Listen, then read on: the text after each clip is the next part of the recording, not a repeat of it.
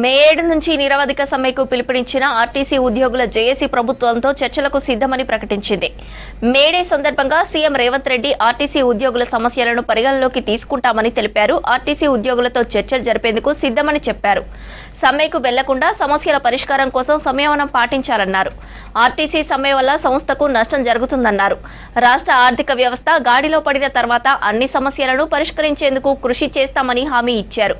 CM తమ సమస్యలను గుర్తించడానికి సానుకూలంగా స్వీకరిస్తున్నామని తెలిపారు. ఆర్టీసీ జేఏసీ నేతలు.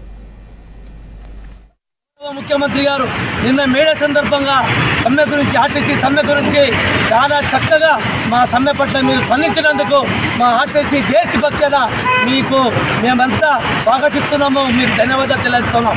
మీరు సూచించిన విధంగా చర్చల ద్వారా పరిష్కరించుకోవడానికి, చర్చల ద్వారా మా సమస్యలను తీర్చుకోవడానికి మా జేఏసీ సిద్ధంగా ఉంది. మీరు ఎప్పుడు పిలుస్తారో చెప్పండి. మీ యొక్క సంబంధిత ప్రభుత్వ పెద్దలకు మీరు ఏ రోజు మీరు చెప్పినా పిలిచినా మీరు ఎక్కడికి రమ్మని అక్కడికి వచ్చి మా సమస్యలు, మా గోడు మీకు చెప్పుకొని మా న్యాయమైన డిమాండ్లను మీరు పరిష్కరిస్తారనే నమ్మకం, విశ్వాసం మాకుంది. ఎందుకంటే మీ ప్రభుత్వం రావాలని కోరుకున్న దాంట్లో ఈ ఆర్టీసీ కార్మికులు కూడా ప్రధాన పాత్ర పోషించారు. గత బీఆర్ఎస్ ప్రభుత్వం ఈ ఆర్టీసీ కార్మికులను అంచివేసి ఈ ఆర్టీసీని మొత్తం విధ్వంసం చేస్తే ఈ కాంగ్రెస్ ప్రభుత్వం రావాలి, ఈ కాంగ్రెస్ ప్రభుత్వం వస్తేనే మన కష్టాలు పోతాయి అనే ఒక విశ్వాసంతో, నమ్మకంతో మేమంతా మీకు ఓట్లేసినాము. మీ మీద విశ్వాసం, మీ మీద నమ్మకం, మీ మీద అభిమానం మాకుంది. కాబట్టి మీరు రాబోయే తరాలకు మరి ఒక మార్గదర్శకంగా మీరు ఉండాలని చెప్పేసి కోరుకునే వాటిల్లో మేము ఆర్టీసీ కార్మికులుగా ముందుంటాము.